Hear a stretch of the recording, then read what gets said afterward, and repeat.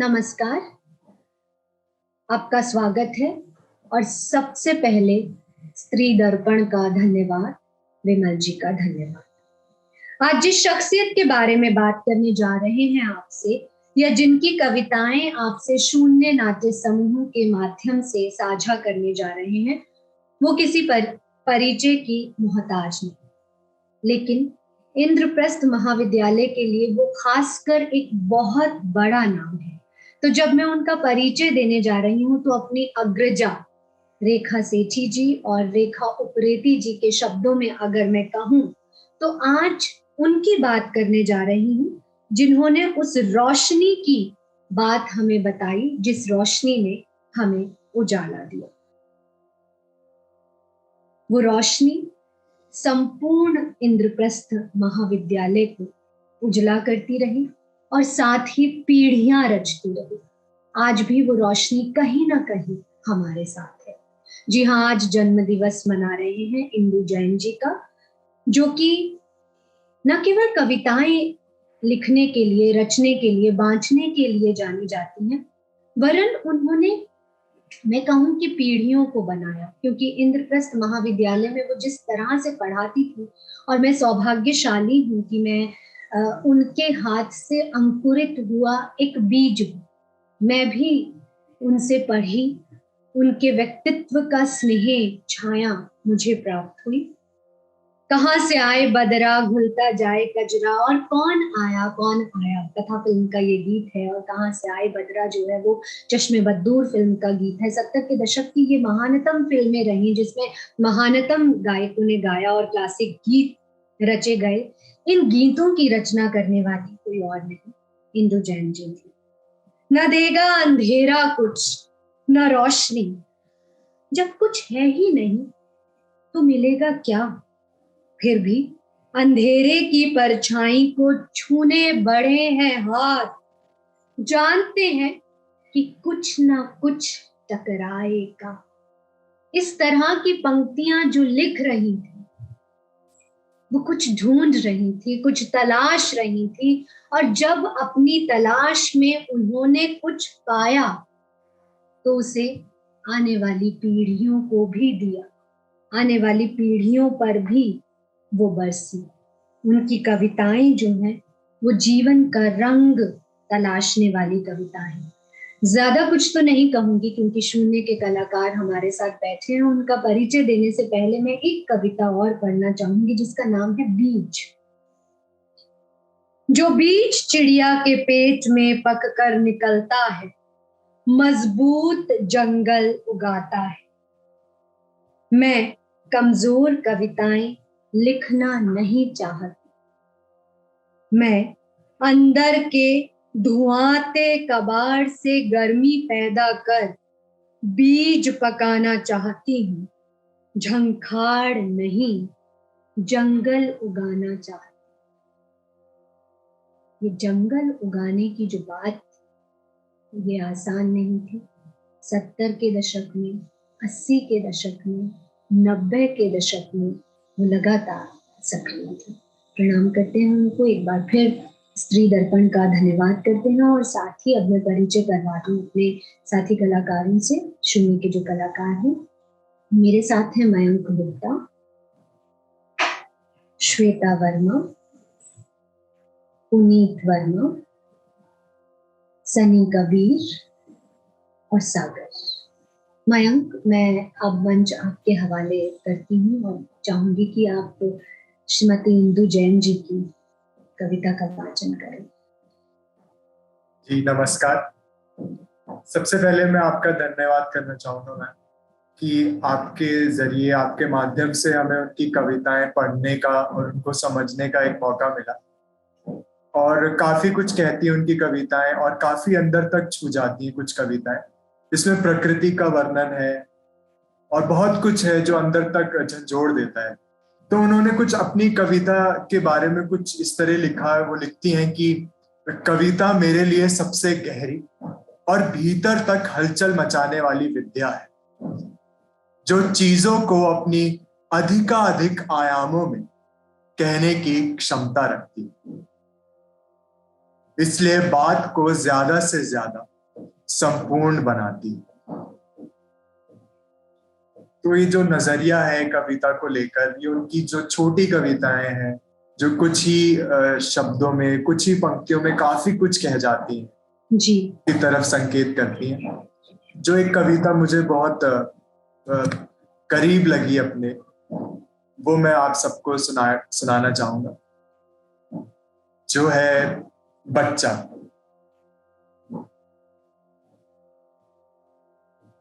औरत के सिर पर गठरी है, कमर पर बच्चा, मर्द हाथ में बक्सा लटकाए, बच्चा रो रहा है लगातार, हाथ पांव पटक रहा है बार बार। औरत के समझाने, मर्द के झुंझलाने के बावजूद वो पैर पैर चलना चाहता है और गठरी अपने सिर पर उठाना चाहता है।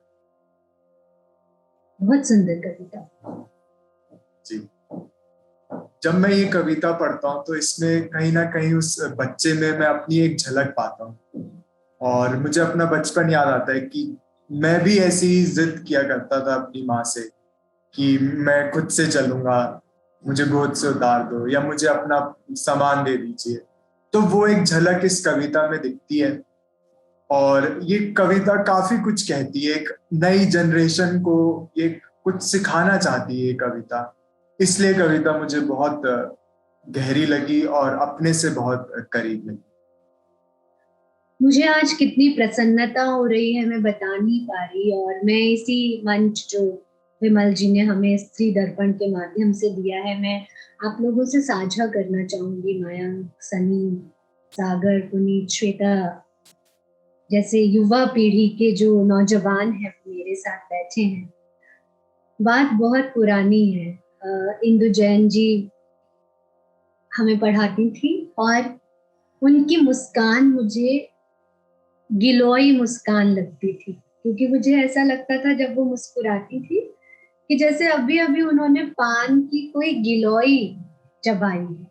इतनी मधुरता से उनके होंठ खुलते थे और इतनी मधुरता से वो कुछ कहती थी, और मुझे लगता तो था कि मैम पढ़ाने आई है, और पढ़ाने आने के बाद जब वो जाती थी तो वो एक तेजी में होती थी जिसमें बिजली की तेजी होती थी।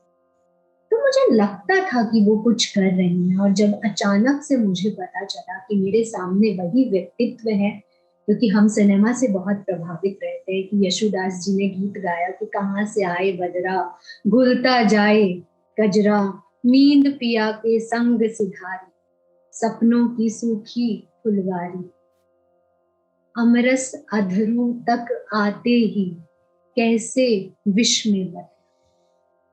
तो मैं ऐसे रोमांचित हुई कि ये मतलब मुझे लगा ये गीत मेरा है, क्योंकि ये मेरी मैम ने लिखा है। तो मुझे इतना गौरव हुआ कि मैं कहीं ना कहीं उनसे जुड़ी हूँ।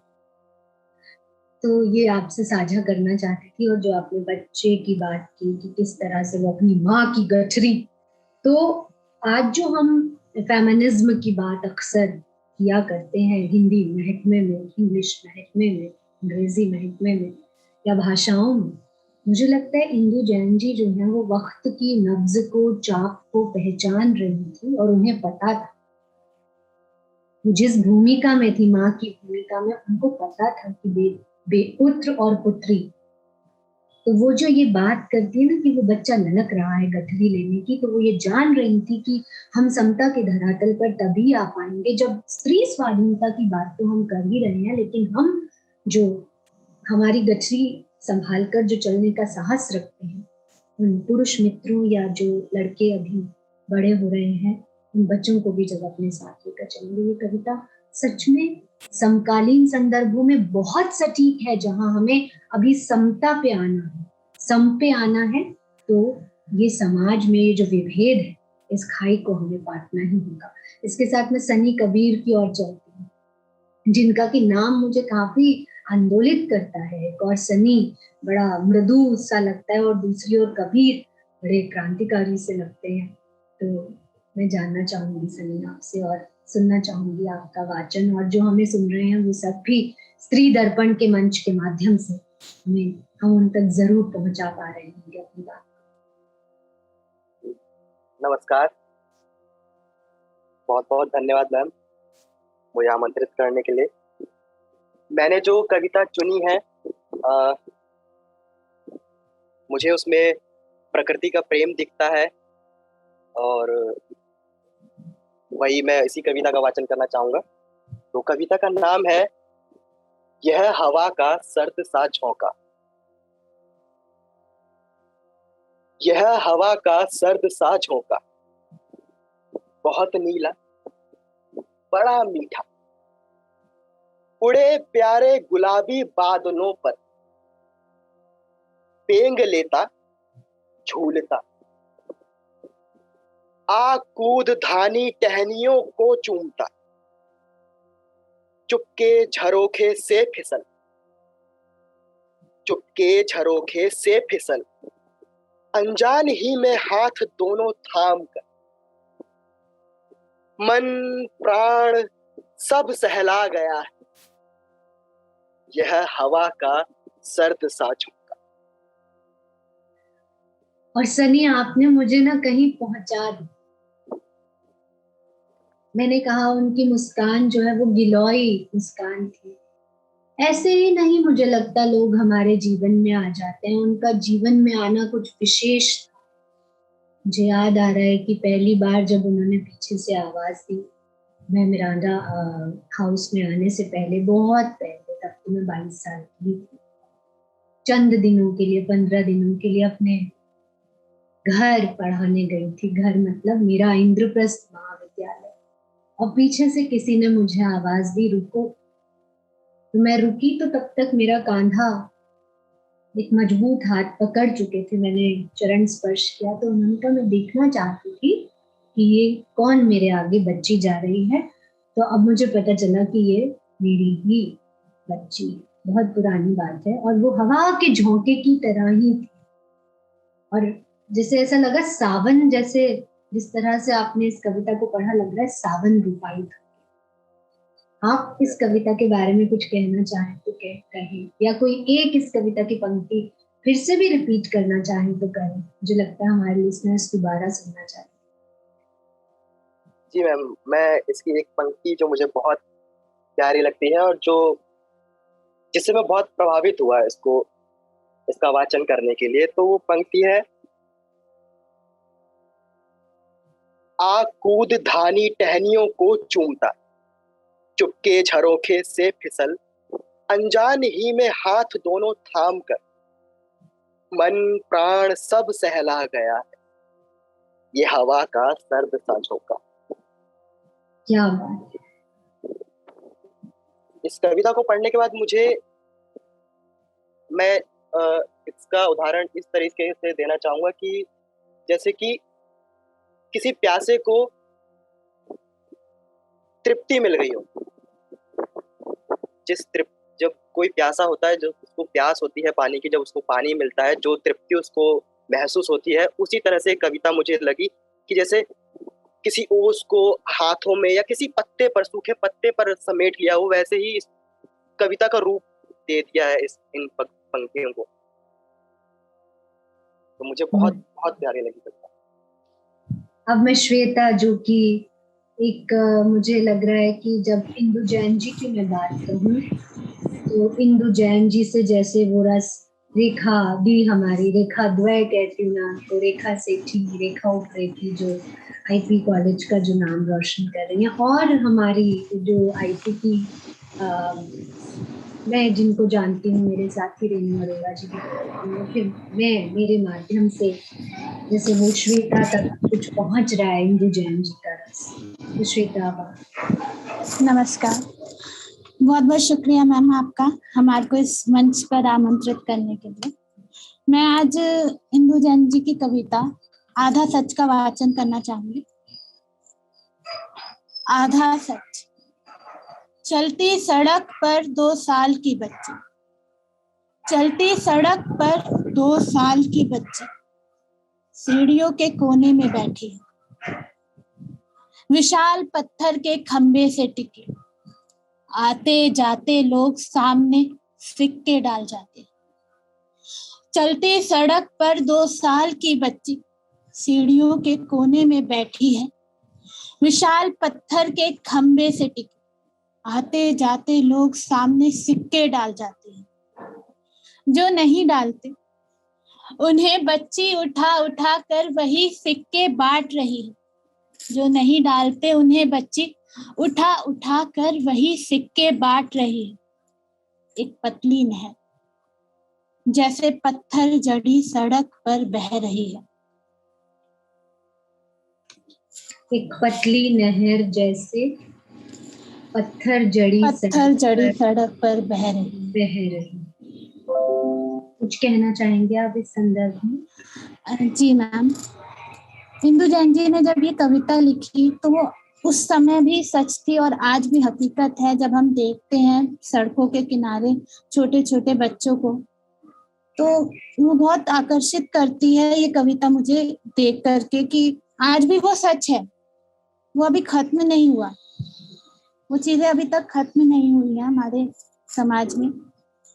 समाज में या किसी और के पता नहीं। बट मैं जब देखती हूँ सड़कों के किनारे उन बच्चियों को तो मुझे बहुत अजीब सा लगता है, दुख होता है कि उनकी अभी स्कूल जाने की उम्र है या पर अभी वो बैठी हुई है सड़कों के किनारे और हम उन्हें देख रहे हैं और हम कुछ नहीं कर सकते। हम कुछ नहीं कर पा रहे, केवल एक मूक दर्शक बनकर बैठे। और कहीं ना कहीं वो ही कई बार जब उनको हम नजरअंदाज कर देते हैं तो वो ही हमें कुछ दे जाती है। ये भाव भी कहीं ना कहीं झलक रहा है। जी मयंक, क्या इस बीच मैं सागर और पुनीत तक बढ़ूं तो बीच में कोई एक कविता आप कहना चाहेंगे? जी मैम, बिल्कुल। जो इंदु जी ने लिखा उसको मैं कुछ पढ़ के सुनाना चाहूंगा कि उन्होंने जब वो कविता लिखती रही तो किस सहज ढंग से और किस तरीके से कविता उनके मन में आती थी। तो उसके बारे में उन्होंने कुछ लिखा है, तो वो मैं आप सब तक पढ़कर सुनाना चाहूंगा। वो लिखती हैं कि कविता लिखना मेरे लिए सदा से सहज स्वाभाविक रहा। मन में कुछ आया किसी भी समय कहीं भी और कविता स्वयं बन गई। वो क्षण सपने में भी आ सकता है, नितांत एकांत में और खूब भीड़ भाड़ में भी। लिख भी जल्दी लेती हूं, 5-7 मिनट के अंदर ही कविता बिजली की चमक सी लिखी जाती है और वर्षा के बाद के आकाश की ही तरह मन को हल्का और उन्मुक्त छोड़ जाती है। तो मैम इसमें वो लिखती हैं कि अपने अनुभव उन्होंने लिखे हैं कि कविता लिखते हुए, तो इसमें जो आप जो एक छवि देती हैं कि बिजली की तरह आती थी और बिजली की तरह चली जाती थी, तो वो उनके लिखने में भी जो है वो यही चीज हम देख सकते हैं। और कितने लिखने वाले के मन को हम कितनी अच्छी तरीके से इस पंक्तियों से समझ सकते हैं कि जब वो लिख लेते हैं तो बिल्कुल जैसे बारिश के बाद आकाश एकदम साफ हो जाता है, वैसे ही उनका मन हल्का हो जाता है जब वो अपनी कुछ रचना लिख लेते हैं। तो ये मुझे बहुत अच्छा लगा उनका अनुभव जो उन्होंने लिखा अपने कविता लेखन को लेकर।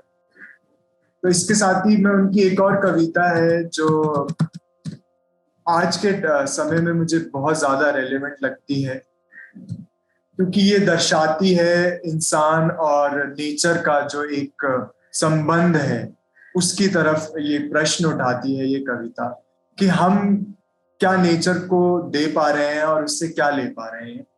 तो उनकी ये कविता है, ये मुझे बहुत अच्छी लगती है। मैं खुद बहुत नेचर को पसंद करता हूँ, इसलिए ये कविता मुझे बहुत प्यारी लगी, तो वो मैं आपको कुछ सुनाना चाहूंगा। नदियों में पानी नहीं है, नदियों में पानी नहीं, हम हैं रेत के घरौंदे। खूबसूरत लोग छूने से ढह जाते हैं, खूबसूरत लोग छूने से ढह जाते हैं, लेकिन देखो तो जिजीविषा हमारी फिर बनने को रेत हो जाते, हर एक मुट्ठी को एक सा अपनाते। हवा में प्राण नहीं है, हम हैं धुएं के बगुले, जहर उगलते, हाथ के इशारे से बिखर जाते। लेकिन देखो तो ताकत हमारी स्वर्ग से नर्क तक एक से फैल जाती। फेफड़ों में कह कहे लगाते। नदियों का पानी कहाँ गया, हवा का प्राण कहाँ गया।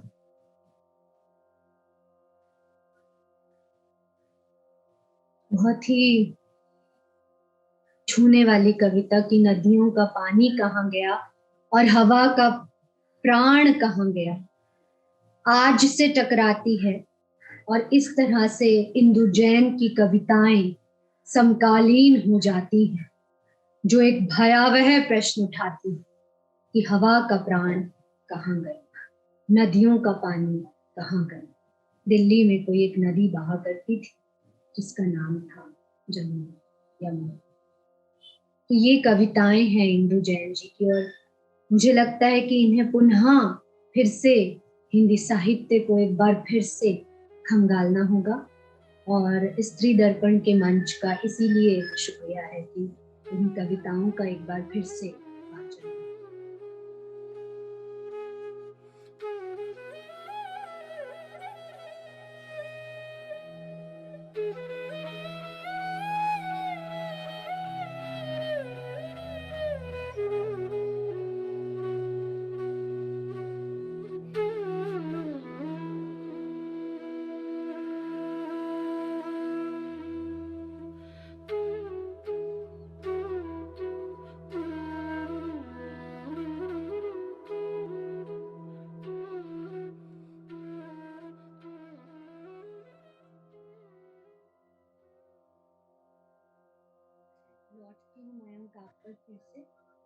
पुनीत, आप कोई कविता कहें या कहना चाहें या कोई अपनी सोच।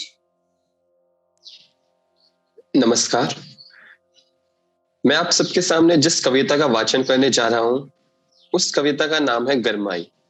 ये बहुत छोटी सी कविता है। सेंध से उगा पीपल, सेंध से उगा पीपल, छाती में चोंच गड़ा रही मैना। बहुत सुंदर कविता है, इतनी सुंदर है कि चेहरे पर मुस्कान ला देती है। कुछ ऐसी ही कविता है इंदु जैन जी की। पुनीत, आप क्या सोचते हैं इस कविता के बारे में? इसका एक बार दोबारा भी वाचन जरूर करें। मैम, इस कविता को हम जब वाचन करते हैं तो हमें ऐसा महसूस होता है कि जब एक मैना एक पीपल के वृक्ष को अपनी चोंच से काटती है, तो शायद उसी दृश्य को देखते हुए इंदु जैन जी ने इस कविता को अपने शब्दों में कविता में संजोया है। तो ऐसा ही हमें इस कविता को वाचन करके महसूस होता है। मैम, एक प्रेम की कविता है, एक श्रृंगार की कविता है, एक सौंदर्य की कविता है कि पीपल ने कहीं पत्ते ने सेंध, पीपल कहीं सेंध लगा के उगाया और वहां चोंच जो है मैना गड़ा रही है। बहुत ही सुंदर प्रकृति का श्रृंगार, कैसे प्रकृति के समीप लौटा ले जाना चाहती हैं हमको। और ये उनकी चिंता तब से चल रही थी। 70 का दशक, 80 का दशक, 90 का दशक, लगातार रचती रही वो। जब तक वो रही तब तक लगातार रचती। सागर। नमस्कार। आज मैं आप सभी के समक्ष इंदु जैन जी की एक छोटी कविता प्रस्तुत करना चाहूंगा। इसका शीर्षक है वसंत। घंटियां बजा दो, बंद कर दो स्कूल, घंटियां बजा दो, बंद कर दो स्कूल, बागों में फूल उतर आए हैं।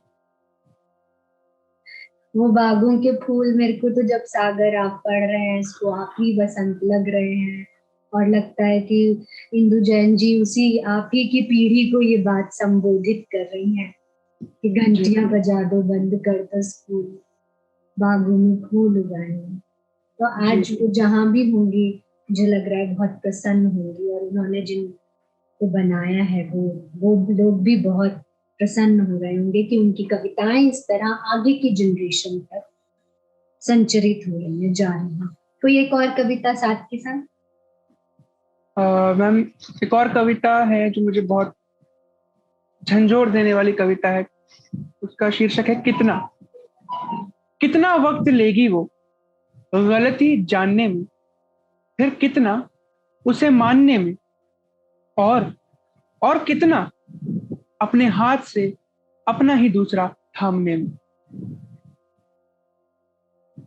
कौन है ये वो? मैम, ये वो किसी अब कोई छोटी लड़की या बेटी के बारे में बात की जा रही है। जैसे कि हम अपनी पेट्रियार्कल सोसाइटी में देखते हैं हम अक्सर कि लड़कियों को बाहर जाने से मना कर दिया जाता है, उनको आज़ादी नहीं है चीज़ की, हर किसी चीज़ की जो लड़कों को मिलती रहती है वो लड़कियों को नहीं मिलती। तो ये एक पेट्रियार्कल सोसाइटी की तरफ एक सार्केज्म कह सकते हैं हम, कि उनको इस बात को वो अपनी कविता से ये कहना चाह रही हैं कि उस लड़की को ही मानना पड़ेगा अपनी गलती को, कि उसको आज़ादी नहीं है खुले विचार है। हमेशा समाज सोचता है कि स्वीकारे वो लड़की अपनी गलती, और वो कहीं ना कहीं वो बाहर लाना चाह रही। जी मैम, ये सत्य नहीं है, ये गलती नहीं है। बहुत अच्छा लगा आपके मुख से इस कविता का वाचन सुनकर। श्वेता, मुझे लगता है हमारे पास समय सीमा मैम कुछ होगी जी मैम इस मीटिंग की। अभी हमारे पास कितना समय बचा है? अभी हमारे पास 5 से 10 मिनट के करीब बचे। तो श्वेता, आप अपनी बात कहें। जी मैम, इंदु जैन जी की एक छोटी सी कविता, जब एक चिड़िया सर पर से उड़ती है, रंग छोड़ जाती है। जब एक चिड़िया सर पर से उड़ती है, रंग छोड़ जाती है। हवा से बाल सरसराती, अंदर से खींच साथ ले जाती है। इस कविता में प्रकृति का बहुत सुंदर चित्रण है मैम, और कुछ भी हो जन्म से लेकर मृत्यु तक प्रकृति में उसका कुछ ना कुछ अस्तित्व रह जाता है, कहीं ना कहीं कोई ना कोई छाप छोड़ जाता है वो। जैसे सांप अपना केचुल, और चिड़िया अपनी आवाज, वो चिड़िया रही ना हो बट उसकी एक आवाज जो हमारे मन में बसी है कहीं ना कहीं वो रह जाती है। ऐसे ही हर किसी के साथ है, चाहे वो जीव हो, प्राणी हो, कोई भी हो। तो बहुत प्यारी कविता है। और इसके साथ साथ मैं एक और कविता कहना चाहूंगी, छोटी सी है। मेरे बूढ़े रोशनी पिए कंधे, मेरे बूढ़े रोशनी पिए कंधे, तुम्हारे जवान अंधेरे पुट्ठे। मैम, इसमें रोशनी और अंधेरे का बहुत अच्छा जोड़ दिया गया है, क्योंकि जो बूढ़े कंधे हैं उन्होंने वो अंधेरा झेल लिया है, और अभी जो एक युवा पीढ़ी है वो अंधेरे में है, अभी उसे रोशनी लेनी है। तो ये एक पुरानी पीढ़ी युवा पीढ़ी से सवाल उठा रही है। मेरे बूढ़े रोशनी पिए कंधे, तुम्हारे जवान अंधेरे पुट्ठे, मिलकर ठेल नहीं पाएंगे क्या सुरंग से निकलने का रास्ता। ये बहुत अच्छा सवाल है मैम, कि हम एक बैलेंस नहीं बना सकते इन दोनों के बीच में, और जरूर रास्ता तलाश पाएंगे अगर मिल जाए। जी मैम, जैसे कि रोशनी और अंधेरे ने तो इसमें मतलब मुझे एक बहुत प्यारी चीज लगती है। और आजकल हम वृद्धाश्रम देखते हैं तो वो कहीं ना कहीं वो लोग सवाल कर रहे हैं कि क्या हमारा मतलब हम बोझ नहीं है, हम तुम्हारे अपने हैं, तो क्या हमारे को एक बैलेंस के साथ साथ लेकर के नहीं चला जा सकता? आज हम हैं तो कल तुम भी उसी अवस्था में होगे, तब क्या होगा? तो ये बहुत प्यारी कविता है, और इसको इतने अच्छे तरीके से लिखा गया है मैम इंदु जैन जी ने। बहुत प्यारी कविता है, बहुत सुंदर। पुनीत, हमें आप अपनी कविताएं, मैं आती हूँ आप पे, आप अपनी कविताएं जो आपकी हैं वो कहें समय की सीमा को देखते हुए। जी मैम। मैम, हम जो दूसरी कविता का वाचन करने जा रहे हैं, उस कविता का नाम है हम बदलती रही। कहानी बना दी हमारी, भुना ली, कोठरी ही कोठरी बंद, बेच दिया हमें। हम बदलती रही फिर भी, हम बदलती रही फिर भी, तुमने दरवाजे खड़े खड़े ख्याति बना ली। वाह, बहुत बढ़िया। कोई कविता सनी आप कहें, फिर मैं उनकी ओर प्रस्थान करेंगे। जी मैम, कविता का नाम है इतनी सुबह। इतनी सुबह बत्ती मत जलाओ, क्या दिन को कमरे में आने ही ना दोगे? ये अंधेरा उजाले की तरफ जाता है, भीतर की बिजली को उजाले से अंधेरे के लिए रख छोड़। बहुत सुंदर। इसे मैं- पढ़ने जी कहिए। जब हम इसे पढ़ने के बाद मतलब मुझे ऐसा लगा कि जैसे कितनी कितनी सच्चाई है, कितना यथार्थ है इन कविताओं में। बस इतना ही मुझे कहना था। जी, बहुत बहुत सुंदर कविता। जी मैम, हमने बहुत अच्छी कविताएं सुनी, छोटी कविताएं, बड़ी कविताएं, प्रकृति को कुछ कहती, कुछ सवाल उठाती, जो बहुत कुछ कहती हैं कविताएं। मैं आपके साथ उनका एक अनुभव साझा करना चाहूंगा, जो उनकी जापान यात्रा से संबंधित है, और वही लिखती हैं इस बारे में। तो वो कहती हैं कि कहीं पढ़ा था कि जापान में एक पहाड़ है जहां लोग चंद्र दर्शन के लिए जाया करते थे, और उससे उत्पन्न भाव तरंग को पहाड़ के ही किसी पत्थर पर कविता रचकर अंकित कराया करते थे। काल गति में यात्री बढ़ते गए, पत्थर कम होते गए, धीरे धीरे चोटी से तलहटी तक एक भी कविताहीन पत्थर ना बचा।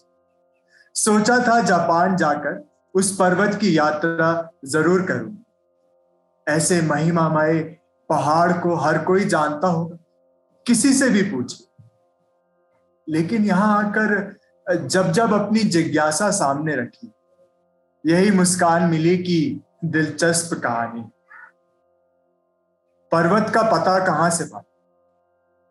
वो पर्वत मेरे भीतर सोए अनगिनत सपनों में जाकर चुपचाप सो गया। शायद उस सपने की ही बगल में, जिसमें मैंने मान रखा था कि उन पत्थरों को देखने मात्र से भाषा और लिपि का व्यवधान लोप हो जाए और कविताएं मुझ पर स्वतः उजागर हो जाए। तो ये उनके सहज मन की कविता की जो खोज उनकी थी, एक खोजी प्रवृत्ति, एक कल्पनाशील सहज। श्वेता, आप कोई कविता? जी मैम। जल्दी से, मुझे लगता है समय अब जी। बहुत कम रह गया। ये लड़ाई नहीं बीच का धर्म है, ये लड़ाई नहीं बीच का धर्म है, सूरज की गर्मी से, चांद तारों हवाओं से किस लिए इस कदर डरी है। ये लड़ाई नहीं बीच का धर्म है, सूरज की गर्मी से, चांद तारों हवाओं से किस लिए इस कदर डरी है। मैम, ये कविता मुझे बहुत अच्छी लगी, क्योंकि इसमें एक स्त्री ये कहना चाह रही है कि मेरी किसी से लड़ाई नहीं, मेरी किसी पुरुष समाज से लड़ाई नहीं। जैसे एक बीच का धर्म है सूरज की गर्मी से है, वैसे ही मेरा भी धर्म है कि मैं सब चीजों से लड़ते हुए, चांद तारों हवाओं से किस लिए इस कदर डरी, उन चीजों से लड़ते हुए आगे बढ़ूंगी। और मैं किसी से लड़ूंगी नहीं, बस बढ़ूंगी। और ये बहुत अच्छी चीज है, किसी से लड़ना नहीं है। एक आप जैसे युवा से इंदु जैन जी की ये कविता सुन के मेरे मन को भी बहुत तृप्ति हुई, और आपने जिस तरह से एक्सप्लेन किया, समझाया, वो और भी सुखद। सागर,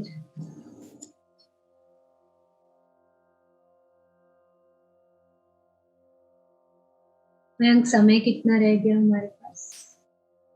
मैम अब हम समाप्ति की ओर ही बढ़ अब हम समाप्ति की ओर हैं, तो जो आपको कविताएं पढ़नी है बस एक झटके में पढ़ें ताकि हम समाप्त करें। जी मैम, एक कविता है मैम, जंगल। सकते में है सारा जंगल, गोली जो गूंजी है, कांप कांप गिर रही पत्तियां, पेड़ों की बढ़ गई झुर्रियां, हिरणों के झुंड झटपटाए, नदियों में डुबक ली मछलियां, घास की धार पहनाई, सांस सांस मांग जा समाई, झिल्ली की बंद कर बोली, जंगल से बड़ी बनी गोली, जंगल है आदिम अनंत, अंगुली की पोर भर गोली, बढ़ते स्वर भक्षी दिमाग का, मंत्र आत्मघाती। बहुत अच्छी।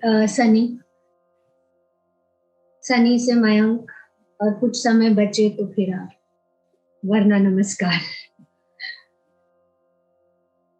ये कविता है रिश्ते। रिश्तों को समझे,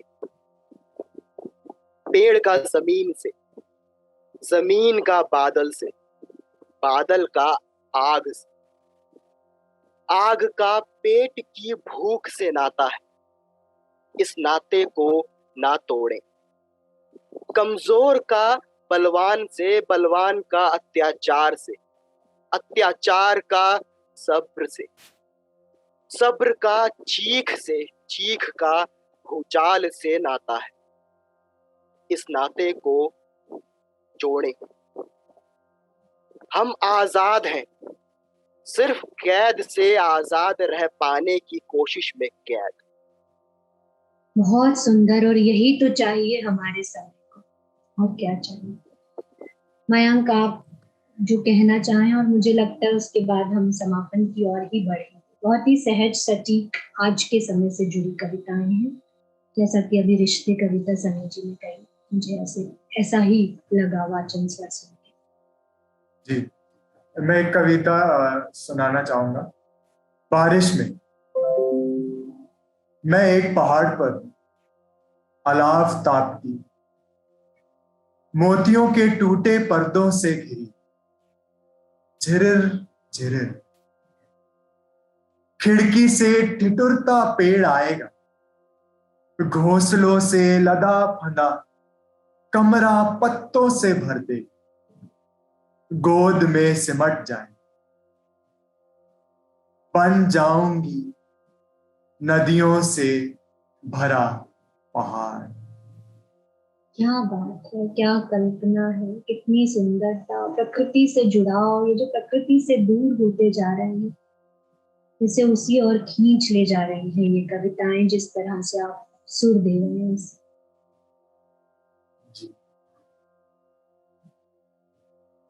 मैं आपका धन्यवाद करना चाहूंगा कि आपने हमें इन कविताओं से रूबरू कराया और इनकी गहराई तक आपने हमें पहुंचाया, और हमने हर किसी ने अपने अपने तरीके से जो कविता हमें अपनी तरफ बुलाती लगी, हमने उसको अपने पास रखा और उसको अपने मन से जो भी वो हमें कहती है वो हमने आपको सुनाया। और कहीं ना कहीं हर कविता हमें बहुत कुछ दे गई जो हमारे साथ पूरे जीवन रहेगा। और जब मैं देखता हूँ जैसे छोटी कविताएं, जैसे सागर ने पढ़ी वसंत, तो वो मुझे अभी का दौर याद दिलाती है कि अभी स्कूल खुलेंगे तो बच्चे जाएंगे वहां पर। तो बहुत बहुत कुछ कविताएं बहुत कुछ कहती हैं और प्रकृति के बारे में एक दर्शन देती हैं, एक विजन देती हैं हमें, हम नई पीढ़ी को। ये बात आपने बिल्कुल सही कही कि एक दर्शन तक भी हमको पहुंचा देती हैं उनकी कविताएं, जहां से जैसे मैंने शुरुआत की थी, अगर उसी को दोहराऊं, जो एक शुरू में जो एक कविता कही थी, लग रहा था कि वो दर्शन तक ले जा रही है। न देगा अंधेरा कुछ न रोशनी, जब कुछ है ही नहीं तो मिलेगा क्या, फिर भी अंधेरे की परछाई को छूने बढ़े हैं हाथ, जानते हैं कि कुछ ना कुछ टकराएगा जरूर। ये कविताएं हमें आज भी रसिक करती हैं, आज भी प्रेरित करती हैं, आज हमें ये कहती हैं कि हम प्रकृति की ओर उन्मुख हों, क्योंकि वही सहज है, वही जीवन है। जीवन का रस जो प्राण है, प्रकृति, हवा, वायु, झरना, वर्षा, तो अगर समय नहीं है तो अब इजाजत लेंगे, और मैं आप शून्य के कलाकारों का आप सबका बहुत धन्यवाद करती हूँ, और साथ ही स्त्री दर्पण जिसने हमें मंच दिया, विमल कुमार जी का हम बहुत हृदय से आभार करते हैं। इंदु जैन जी का ये जो जन्म दिवस है 5 अगस्त आज के दिन जो मनाया जा रहा है, और शून्य का बहुत बहुत आभार। बहुत धन्यवाद। नमस्कार।